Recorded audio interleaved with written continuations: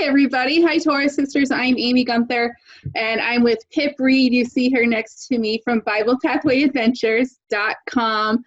This is the first ever of these videos I'm going to make. I'm going to make hopefully lots and lots of them, but I thought it would be nice if I create some content talking to really cool ladies in our community and let them tell you their stories. Let them tell you their testimonies, how they came to Torah, interesting, cool things God has done in their lives. And the purpose is to build you up and encourage you. And so let's start talking to Pip. So I've known Pip for, I don't know, a few years now. Yeah, maybe 4, 5. Yeah. I think I'm going to tell him how I met you. I was looking on YouTube for something, cartoon Bible story for my little kids to watch that was good and well done. And I found they have some cartoons out there from Bible Pathway Adventures of Bible stories. And inside the cartoon, they were calling him Yeshua. And the apostles and Yeshua were all wearing tzitzit. I was like, who is this? And so I followed the trail and I found Bible Pathway Adventures and I met Pip and we connected. And she and her husband Curtis run Bible Pathway Adventures and another ministry that she'll tell you about. So Pip, tell them where you're from and why you have such an interesting accent.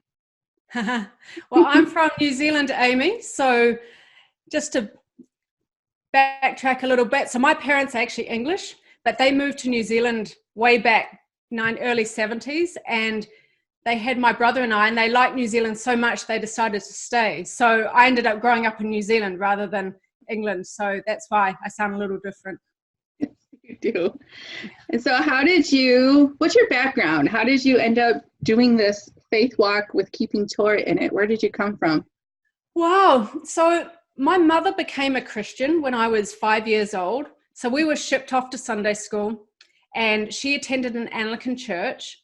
And so I attended Sunday school for sort of 5 or 6 years and it gave me a belief in God.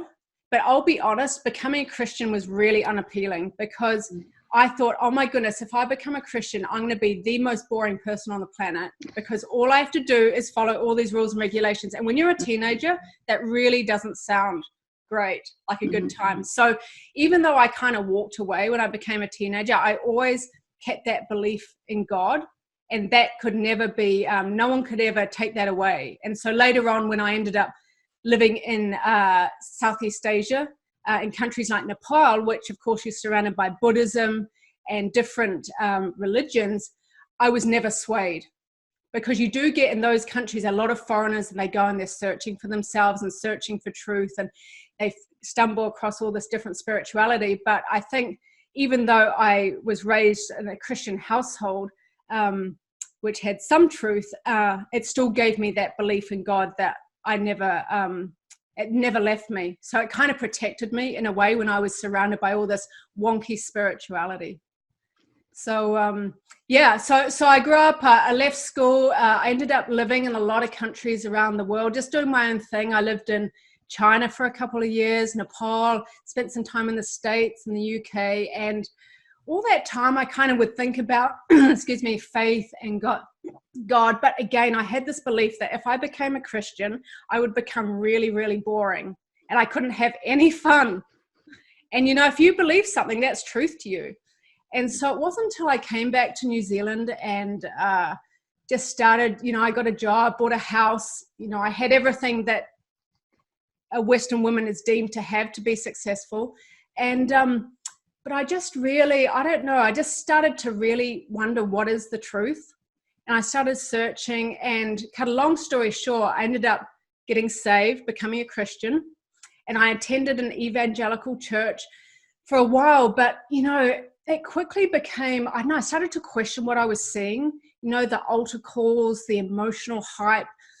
And at the same time, the Father was leading me down a difficult path. And so on one hand, I was at church hearing all the bless me, the prosperity gospel, but on the other hand, my life wasn't reflecting that.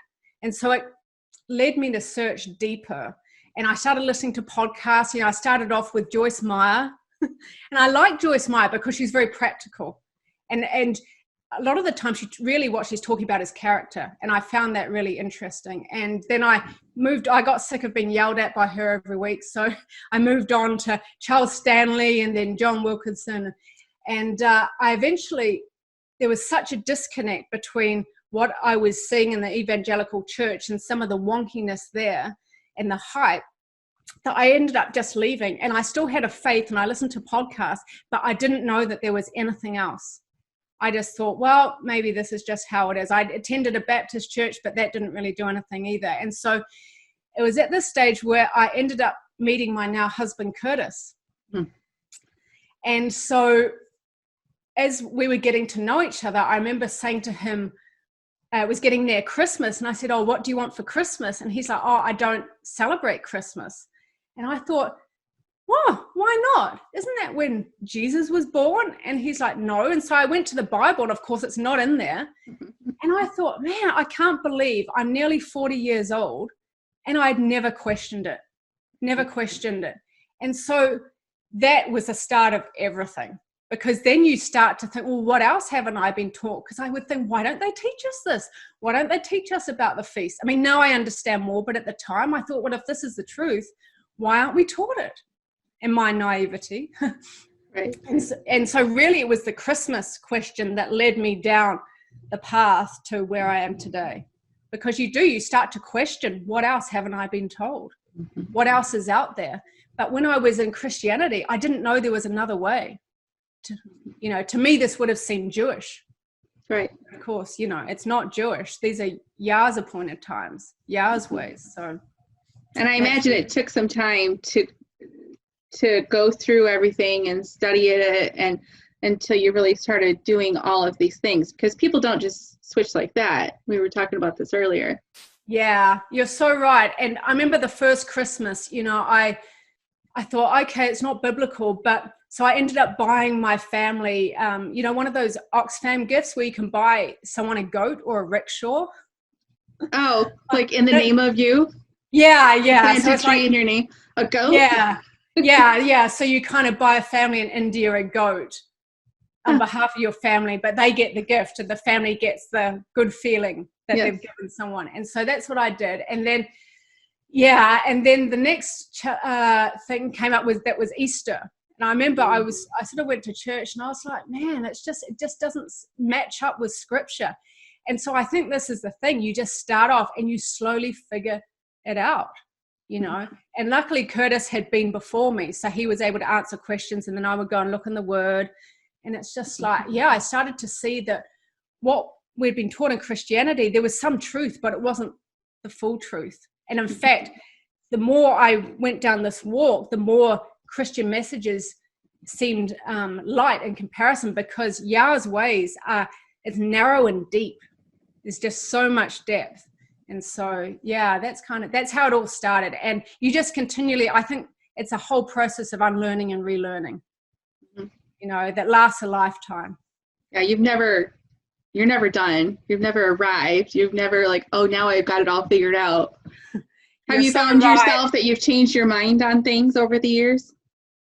Yeah, you start off and you figure a few things out, and then someone will bring some revelation, and then you just, I think you're just a work in progress, and you're, depending on how long you've been sort of walking, say, in Christianity or another faith, it can take a while to turn the ship. We were talking about that. I was only in the evangelical church for 2 years, and there wasn't a lot of doctrine taught. It was pretty...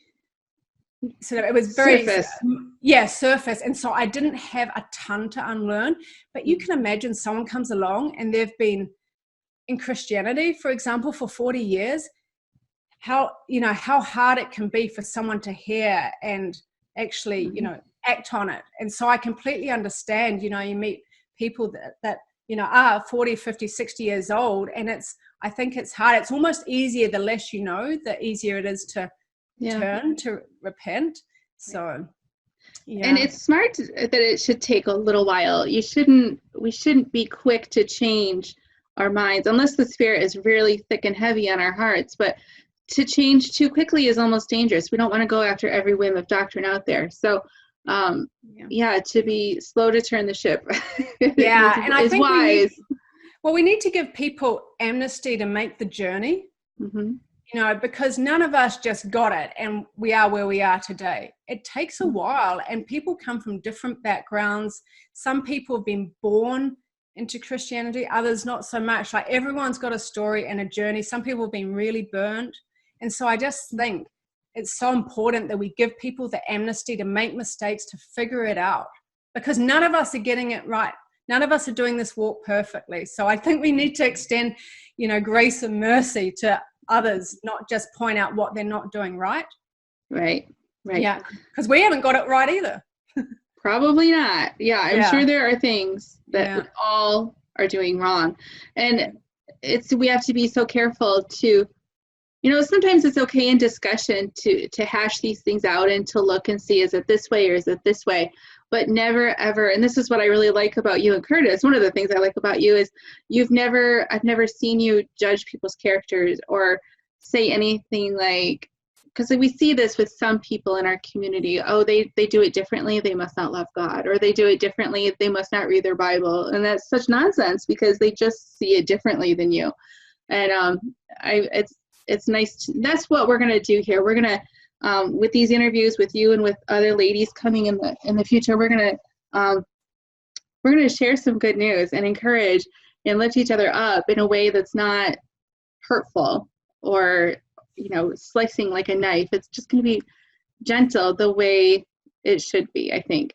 Absolutely. And also, Yah's people are scattered all around the world, and we all bring our cultures with us. Like, I remember once Sukkot seeing a video from friends in Nigeria, and they were honoring Sukkot the way they do. They were dancing away, whereas in New Zealand, we don't really dance so much. Right. We're more reserved, right? And I thought, how wonderful that we can all honor the Father's appointed times and do things that is in keeping with our culture. We don't all have to be cookie cutter. Everyone has to do it like North Americans, or everyone has to do it like the Kenyans. Right.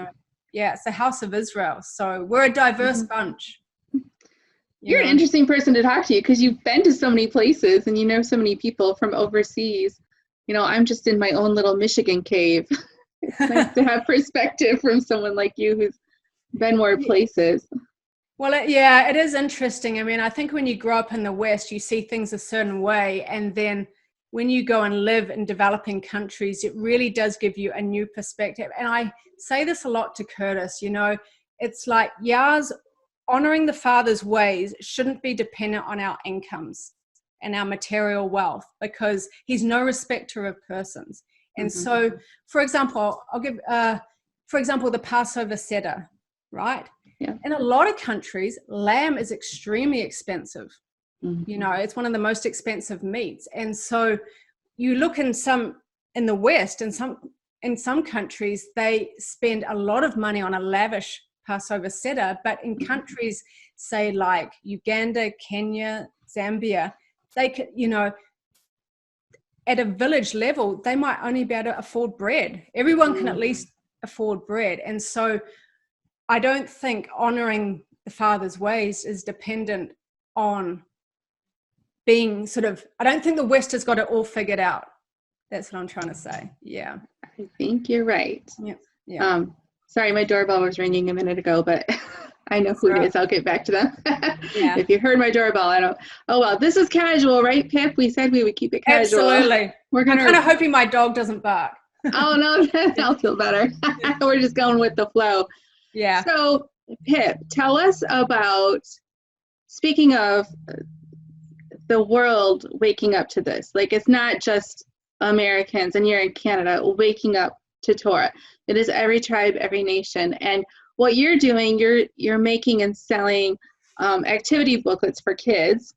And tell us all the languages that you're in and starting to get into. Sure. Well, shall I give a little bit of background on Bible Pathway Adventures? Yes. Yeah. So Curtis and I, my husband, we have two ministries, right? We have Bible Pathway Adventures, which is about helping parents teach their children a biblical faith. And then my husband has a ministry called The Donkey Speaks, and he's a teacher in the body. He's been teaching for about 25, 30 years, and he runs a community called River Shabbat, where we meet on Zoom every Friday night. And he also teaches a lot on discipleship. But about 6 years ago, I think the Father gave us this idea to start. Well, we didn't feel like we were starting a ministry. It was like a project, to start a project where we could create stories and materials that taught biblical truth, that taught it from a Hebraic perspective. Because at the time, and I remember I mentioned to you before, I went on Amazon and there was a lot of Christian material and a lot of Jewish material, but there was nothing in the space that we were learning, which is this sort of Hebraic mindset where you look at things through a Hebraic lens, which we believe the Bible was actually written through a Hebraic lens. And when you understand that Hebraic lens, the Bible can come alive. Yep. And so we went on Amazon, there was nothing. And so I said to Curtis, let's start writing some stories that teach children a biblical faith through this Hebraic lens. So we, this is cutting a long story short, but we ended up creating an app, Bible Pathway Adventures app, where you could download and listen to stories and learn a bit about the Bible and biblical stories and things like that. And then then we started creating free materials that we put on our website for download, and we still have hundreds of those today. So you can go on to our website and download quizzes and word search puzzles and stories. And then one day someone said to us, I would love like a book of these materials together. And so I said to Curtis, well, why don't we start creating books, activity books, where they're tools for parents to help teach their children a biblical faith. And so that's what we did. And so since then we've written 16 Bible stories, and we try and release 4 new stories each year. And we've written about 90 activity books. And really they're tools to help parents disciple their children and to teach them. So in our books, you'll find we call Yeshua by his name, Yeshua, and we talk about the feast, and we try and weave those into our materials. And so, because, a lot of parents don't come from any faith background. Right. And they come on this walk, but they don't have an understanding that, say, you might have if you had grown up going to Sunday school. And so our tools we try and make them simple for parents to use and fun for kids to work through. And so I have some here. Yes. Will you show us? Yeah. We'll show and tell here. Yeah. So these are our activity books. Oh. And this is the first book in our Torah portion series. Actually, I'll just show. So nice. Yeah. And so what awesome. they are really is, like, for example, these are our Torah portions, is we include all the Torah portions for Leviticus. And each Torah portion we have about 8 pages, and it's just filled with puzzles and questions and a little bit of Hebrew. And really they're just fun for kids. So what we find is parents like to take these if they attend a fellowship, like to take these for the kids to do. We get a lot of teachers using them. So we've got coloring pages, worksheets, even a little bit of Hebrew in there. So that's the kind of books we also have them in Spanish. That's there. And then we do activity books, for example, the 4 feasts. And this is really, again, it's just a fun and engaging way for kids to learn the Father's ways. And so, coloring pages, labyrinths, quizzes, puzzles. It's just all about making it fun and engaging, but at the same time, they learn something. We do books for younger kids, for 3 to 7-year-olds. And so these are, just more simple. But again, what do you eat for the Passover? Or color the blood on the door and doorposts and lintel. So it's just, bite-sized chunks of information that they can retain. And so, so that's really what our ministry is about now. And then what we do with the income that the books bring in is we then provide the materials free of charge to fellowships in developing countries. Because, a lot of countries, the kids just value a coloring page. We have no idea how lucky we are. We have more material than we can use. But in developing countries, I remember a woman in Nicaragua said, oh my goodness, they treasure like one coloring page. Oh. And so we work with ministries and fellowships in countries like India, Nigeria, Kenya, Philippines, to provide because you can actually also buy these as a PDF on our website. And so we help them by providing funds for them to purchase printers, and then we give them all the materials, and then they're able to print these out and use those in their fellowships, which is a much better way than us shipping heavy books, around the world. And then they can just print out multiple quizzes or coloring pages. It's just easy. And so really that's what we're about. We're just about helping parents teach their children a biblical faith. And so, I think you guys are very generous. You give away a lot of goodies. So if you want to try out these things, you can go to their website, and she has samples and some free downloads. But having these books in print is just beautiful. And well, we make these available on Amazon.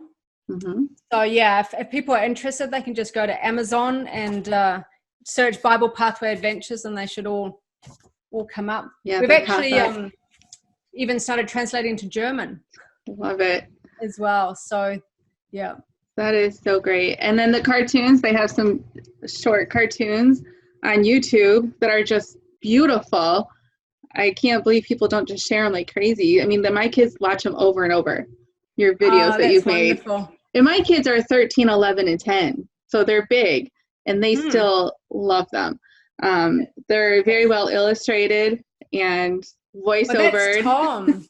That's our illustrator, Tom, in Wisconsin. So he's been with us since the beginning, and he illustrates all our Bible stories. So he all your little guys and girls. So all our you can see the pictures, illustrations. So he does all of that, and we actually I can't remember how we came up with the idea, but anyway, we decided, because we had the illustrations for the books anyway, let's create a video and put them on YouTube, and then people seem to like them, and so they love them. People often write to us and say, where can I purchase your DVDs? And it's like, no, they're available free of charge. Just go to our YouTube channel, Bible Pathway Adventures, and watch them for free. So they're really well done. Everything you do is just really professional and well done. It doesn't, I know you're kind of like a business out of your house, but it doesn't look like that. Everything you do is so nice. Thank you, Amy. Well, it's we just try and do the best we can with what we have, and you do, I think, when you have a creative enterprise like we do, you start off and then you get better and better, and you figure things out. And so it's just awesome now. And also, even with the book cover design, my husband has a really good eye for design. And so he comes up with the book covers using Tom's illustrations. And so we just, work with what we have, really. And then, try and make it as fun and creative as possible. So that's beautiful. Yeah. What do you want to tell us about your husband's ministry, The Donkey Speaks? What should people know about that? So Curtis's ministry. So Curtis has been really led to teach others about discipleship. So when you hear his teachings, the theme of discipleship weaves its way through. And he actually, that's one thing I didn't, when we were living in New Zealand, because as you know, we've just moved to Canada, which is a whole nother story. But when we were in New Zealand, we had a fellowship. But before that, Curtis had a men's discipleship group, and the men would meet once a week, and they would really, as you say, iron sharpens iron. They would meet and discuss the scripture and contend for scripture. And it was interesting from a female perspective watching this, because you saw the men really grow, really mature as they met and they contended. And and then out of that birthed our fellowship Shabbat gathering, which was based in Wellington. And we had about 40, 50 people come along, and Curtis was the teacher. And so he taught a lot on discipleship then. And so when we decided to come to Canada last year, we left the fellowship behind. We handed that over. And now Curtis he has started what we call River Shabbat. And you can find out more, go to rivershabbat.com. And every Friday night we run a Zoom meeting where we meet. There's some teaching, there's fellowship, But it's all around sort of the theme of discipleship and walking together, because my husband, Curtis, believes that this is what Yeshua patterned. He patterned discipleship. You know, he didn't necessarily pattern a life group or study. He patterned discipleship where we walk together, learn to love one another, and we grow. And I think men's discipleship looks a little different to women's discipleship. Men, I think, are better designed to go head to head. You know, they don't take things so personally. Right. You know, they don't get offended so personally. They can sort of have a fight in the sandbox and then they're friends afterwards, where women, maybe not so much. Right. Yeah. Whereas I think with women's discipleship, it's about learning to walk together and sharing life experiences rather than contending for scripture like the men do. We're designed differently. And I think for women, it's about supporting and walking with one another and helping one another rather than imitating exactly what the men are doing. And when you see that, you see trust build within women, you know, and you see women grow, whereas the men have a different way of going about it.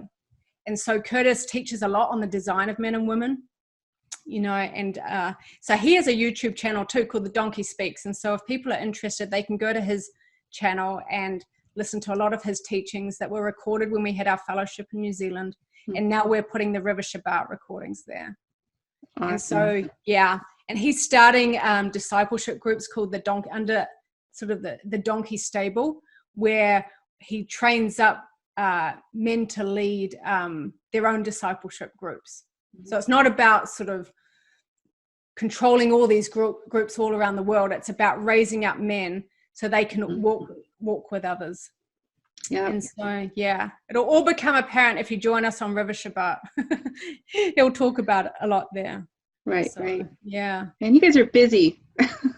Yeah, well, last year we slowed down a little when we moved to Canada, because moving countries is, it's a lot of work. You're never going to do it again, are you? No, I know. People are like, oh, do you think you'll go back to New Zealand? And I'm like, no. No. So so between Bible Pathway Ventures and Curtis's teaching and ministry, keeps us busy. But you know what? It's a labor of love. I think when you're where the Father wants you to be, it's not. He may allow you to go through tough times, but you don't. How do I explain? It's like he always lights the way forward when you're where you're meant to be. And that's what we've found. Like, there's always something for us to do. Doesn't mean it's always easy, you know, and you always have situations to deal with, like everyone, and sometimes the situations are tough, but I think he allows all that to grow us up. Yeah. You know, if it was easy, it's like if you made everything really easy for your children, they'd end up out in the world so unprepared for life. Right. They'd be immature forever. Yeah. Wanting to be spoon-fed everything. Totally. And so when I see, people praying for God to take away problems, I totally get that. But I think he allows it to grow us up. I mean, he has to do it with all of us. And so it's interesting. A lot of people I meet on this Torah walk, have been through some tough times in their life. And it seems to be when you're going through tough time and it's painful enough, you have ears to hear. You know, when life is good and things are going really well, it's like, why change? There's no challenge, right? You just coast. Change? You just coast. We were talking about that earlier, perseverance. Yeah. Well, he had to teach that in me. I used to go from one thing to the next, right? You know, move countries, anything. As soon as it got hard, move countries, move jobs. And Yah knows how to put his finger on something when he wants to do a work in you. Yeah. And he'll use people in your path to steer you. Yeah. You have to listen to people, which is, again, being in community and not being in a silo. You know, like there's a lot of people watching this on YouTube because they want to feel community, and some people really are alone, which is why it's nice that you guys are doing these online Friday night events where people can get on like this and watch and participate. But I just really encourage people to be with people. Everyone has something to offer. Oh yeah. It doesn't matter how much of a mess you've made of your life. Often that's where you gain wisdom by making mistakes and then figuring it out, right? And so I think you see someone who's wise, they've probably made a lot of mistakes, and we've all made mistakes, right? Right.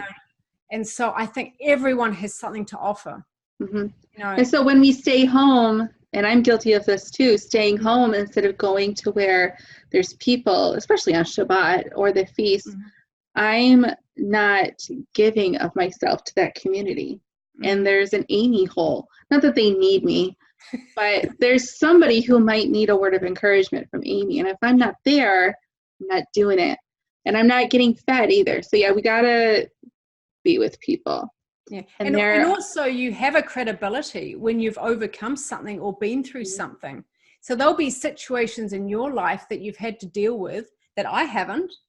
So when someone comes along, you're much better equipped than me, for example, to speak into someone's life.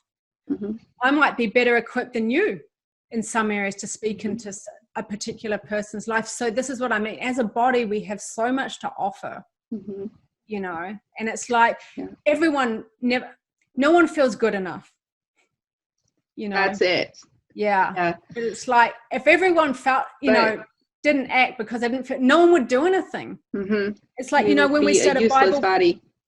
Exactly. Well, when we started Bible Pathway Adventures, I'd only just started learning to write children's books. We never created an app before, never worked with an illustrator, but we just started. We just got out there, and if it's of the Father, he will guide your way, forward. And no matter what it is, because most people out there are not going to publish books or start a YouTube channel, but wherever we are, whatever it is that we're supposed to do, he will enable us to do it. And usually it's within our families. That's where it starts. And it's just, but you're right. Women especially tend to be too hard on ourselves and feel like we're useless and we're not good enough and we have nothing to offer. I've heard women say that they don't want to go fellowship on Shabbat with people because they're new to Torah and they know they're probably not doing something right and they're afraid of being judged. And I'm like, what a shame, because every fellowship I've been to, everybody's really nice. But we have these fears that are not even real. So if you're feeling like that, those of you at home, you're feeling, like you can't be with people because you don't know everything yet. That's the enemy lying to you, don't you think, Pip? Absolutely. And we all feel like that. Whatever we're doing, we all feel like that, and we have to crush it and stop it. And it's not about knowledge. You can meet people who know a lot of Bible scripture, but Yah's never been able to do a work in them, so they might be as hard as nails. It's like, like I think because of the world we live in, it can become about knowledge. How much do you know? But you know what? I think that's a very Greek way of thinking. It's like acquire knowledge, learn knowledge, whereas the Hebraic model is more apprenticeship. You learn as you do, And I just think, if I was going through a hard time, who do I want to speak to? Someone that's been through something similar and overcome, or someone who can just quote me Bible verses? Right.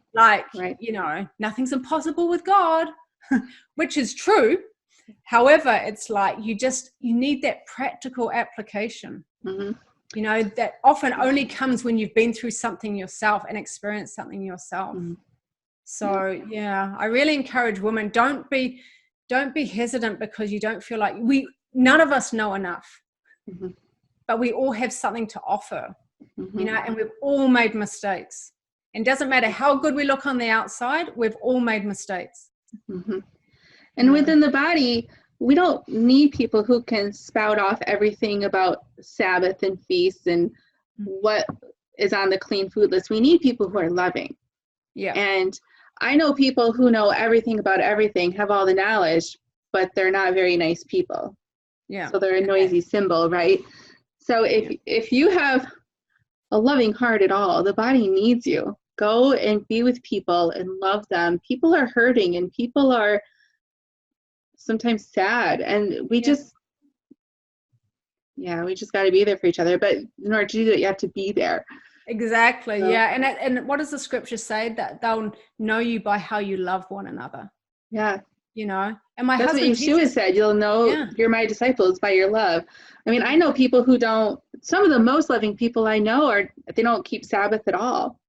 Yeah. I'm like, wow. So if we talk about a journey as a straight line, I guess they're not doing Sabbath, but man, they're really, really loving, which of course, I don't think the journey is a straight line to be like Yeshua, but no, yeah, I think it's a lifelong journey of like figuring it out, making mistakes, repenting, getting back on the horse. You keep going, you stumble here. Yeah. But you know what? And I was saying this to Curtis the other day. I think it's Yah's model that we make mistakes because we learn, we really get it. Like you can go to school and learn something from a textbook, but you really get it when you experience it. And you really get it when you experience it and make mistakes. And it's like, oh, now I see. Right. It's, for example, we've got, a situation where, in the Bible it says, don't be unequally yoked, with one another in terms of, and we had a situation where a couple got married and they weren't equally yoked, and he was warned. This isn't a wise idea. And he heard it here, but it was only after he got married and things started to fall apart that he really got the wisdom of that scripture. And so it's like, sometimes you have to make the mistakes to really, really get something. But you know what, when you do that, you can pass that wisdom to others. Right. So, yeah. Like you and I are both geeks. We do all this computer website stuff, and the times, just in that area, the times I have learned the most is when something broke and I had to troubleshoot it. Yeah. And so now I tell my kids that all the time when they have to figure something out. I said, good, you're troubleshooting. I'm not going to give you the solution. Yeah. Troubleshoot it, figure out, backtrack your steps, and you're going to be so much wiser for it. And that is true. That's a good analogy. That's how it is with our spiritual walk. And we don't want to sin and make mistakes at all.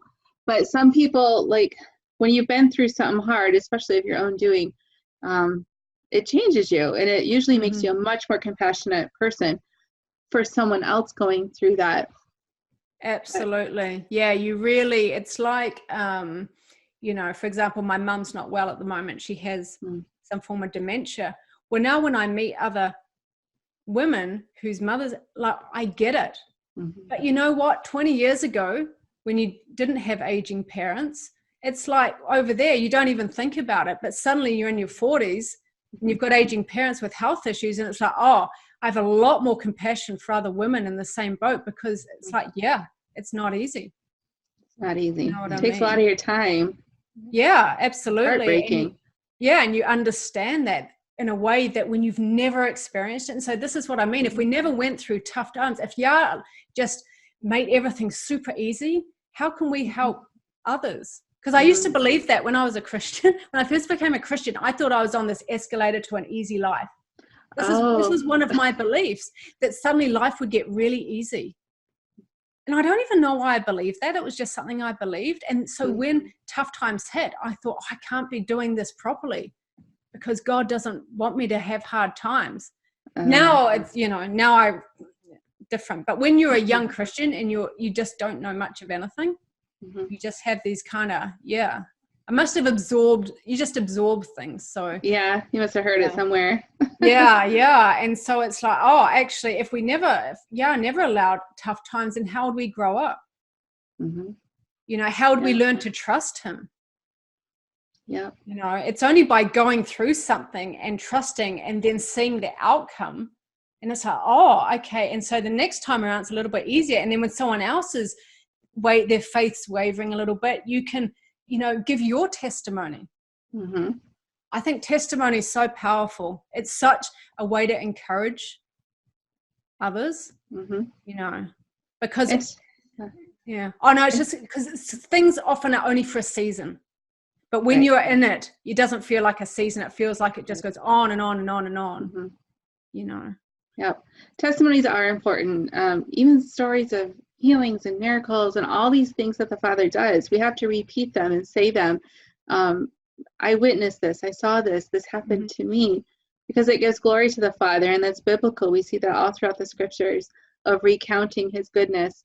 And when we're in the thick of it, it's hard to be a giver. Although I do think that being a giver helps us through those times. But when we're in a time of peace, like you said, we go through seasons. And so those of us who are in a time of peace need to be big time givers and pouring out ourselves to the people going through the darkness or through hard times right then. Because there will always be, everyone goes through hard times. Luckily, we don't all go through them at the same time.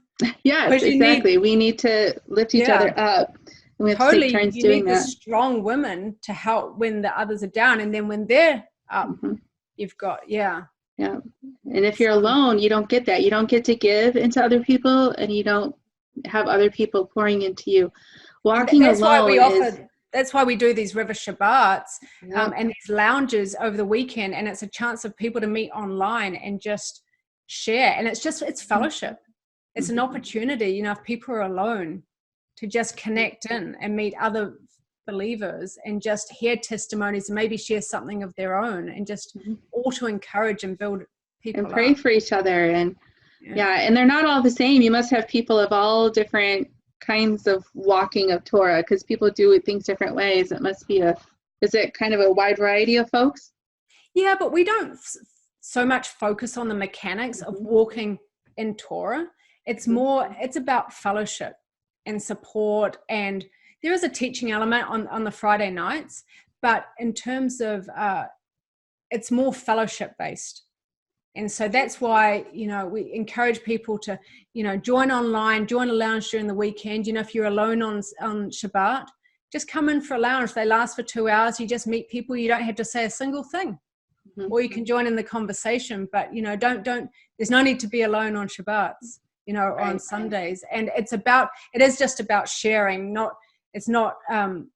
You won't find doctrinal discussions. Now, people may have questions, but the idea is to create an environment, a welcoming environment where you can come in, and because everyone has a story to share and everyone's been through things and learned something, learned some wisdom they can share. So, there is so much more coming for our community. I mean, so many more ways to fellowship, and there's other people doing Friday night online stuff too, but there's room for all of it because there's so many people doing this and more coming.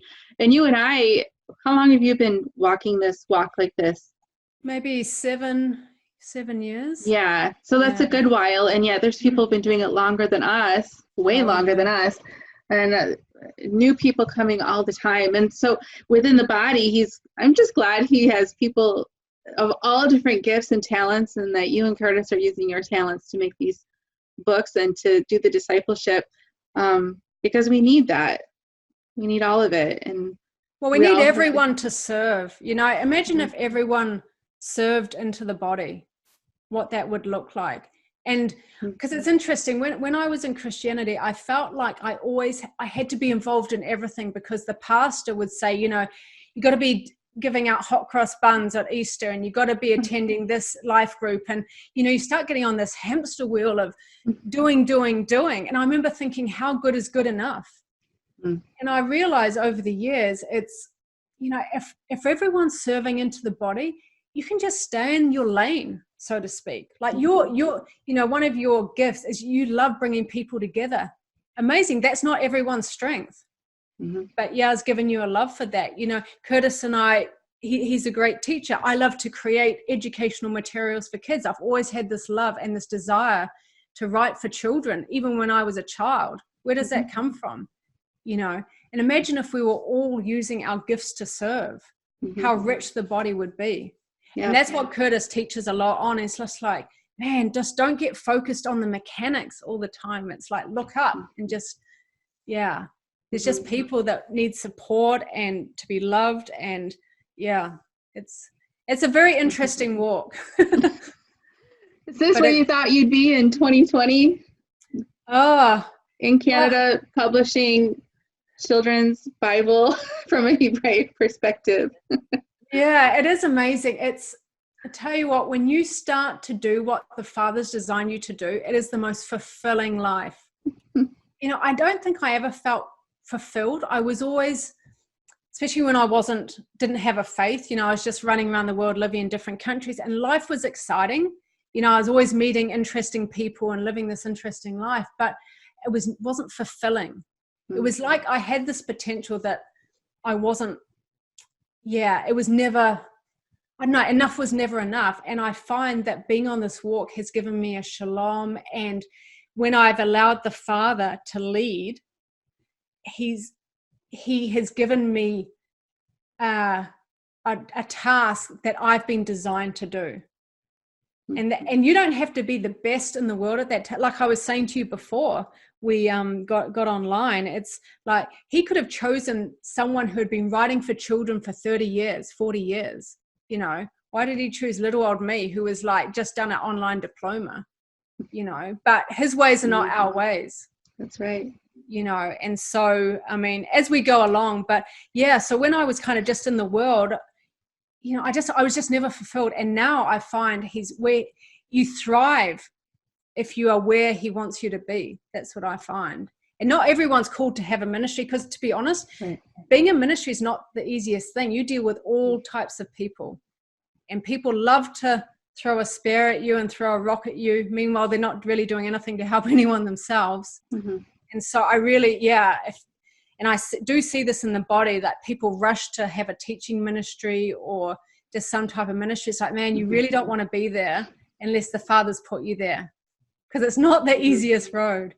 And so lost my train of thought now. But what I would, Yah has designed us all a certain way and given us interests and strengths and gifts. And it's like, wow, if you can really follow where he's leading, it will be the most interesting life, you know. And where he leads will change over time. Totally. You know, like what you're doing now is not, it might look like you said, you might pivot in 10, 20 years from now, in my life too. And I sometimes I hear women sort of, I don't know how to describe it, wish they had a big ministry, or wish they had a big YouTube channel, but you know, they have a gaggle of kids at home, and I'm like, you can't, how could you do that? And some can, you know, if they have the right circumstances, but be careful what you wish for. And like I don't even do very much, and even this is a lot to do, but I don't have a husband, so I have some time that other women don't have. So exactly, you know, Curtis and I don't have children, so we can do this full time. We have the time, you know, and so I think if we can just, and this is what happened. I was telling you before, when we started Bible Pathway Adventures, I'd been laid off from my job. And I was really asking the Father, what do you want me to do next? Because I'd been through enough hard times that I didn't want to make more mistakes. So I really was like, show me what you want me to do. Show me what you want me to do, because I only want to do what you want me to do now, because I've done it my way for 40 years and it didn't necessarily work out so well. And so that's when he led me on a path which became Bible Pathway Adventures. And now I find I'm using all the gifts that he's given me, and it is just so rewarding. But you know, your gifts are different to my gifts. Different. You know, some people are amazing public speakers. You know, some people have the gift of teaching. Some people have a pastoral gift. You know, it's just like, And if you start off just by being faithful in the small things, things will happen. You know. Yep. I'm thankful for the women in my life who have the gift of encouragement.